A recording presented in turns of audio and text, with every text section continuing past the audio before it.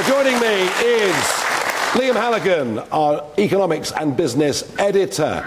Liam, your take on the budget, please. Well, it's great to be here in Doncaster, in Yorkshire. I thought the budget was a bit of a damp squib, or even a squib underwater. It was that damp. I didn't see much here at all for ordinary working people, apart from the help with childcare.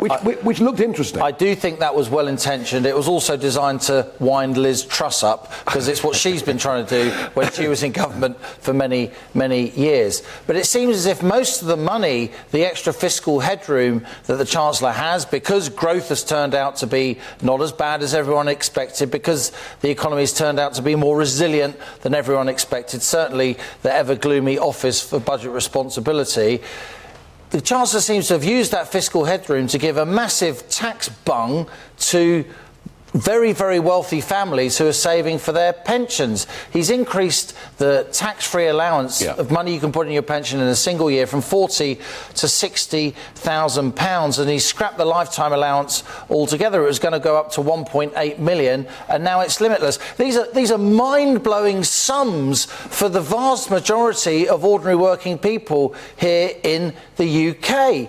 And the idea that you spend the money that you've got in the middle of a cost of living crisis by making life a lot more comfortable for, frankly, the upper middle classes seems to me politically inept. He didn't put petrol up. There could be a few pence off a pint of beer, but a lot more for a bottle of wine or a bottle of gin or whatever it may be.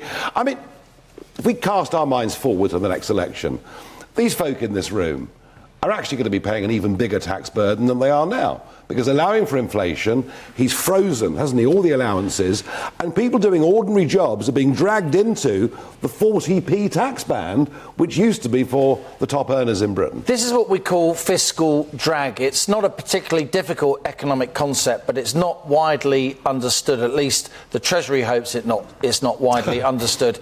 If you keep the tax-free allowance at 12.5 grand for years on end, if you keep the rate at which ordinary working people stop paying tax at 20p and start paying tax at 40p, that's just above 50 grand a year. It's going to stay there till 2028, Nigel. Yeah. That means more and more people, an increase from 4 million people to 8 million people, getting on for a quarter of the workforce, will be paying the top rate of tax. I'm talking about middle managers. I'm talking about not particularly senior teachers, policemen and women, people working in the public sector, in, not hugely high-powered jobs. These people are not meant to be paying tax at 40%, and yet they are. And as we just heard from Roger there explained brilliantly, and then the money you have in your pocket to spend, that's already been taxed, and then you're paying VAT on loads of things, and then duty on top of that. We're going to cover too more much. That's why the tax burden's at a 70-year high. We're going to do more of this in a minute, but before we go to the break, big local economic issue here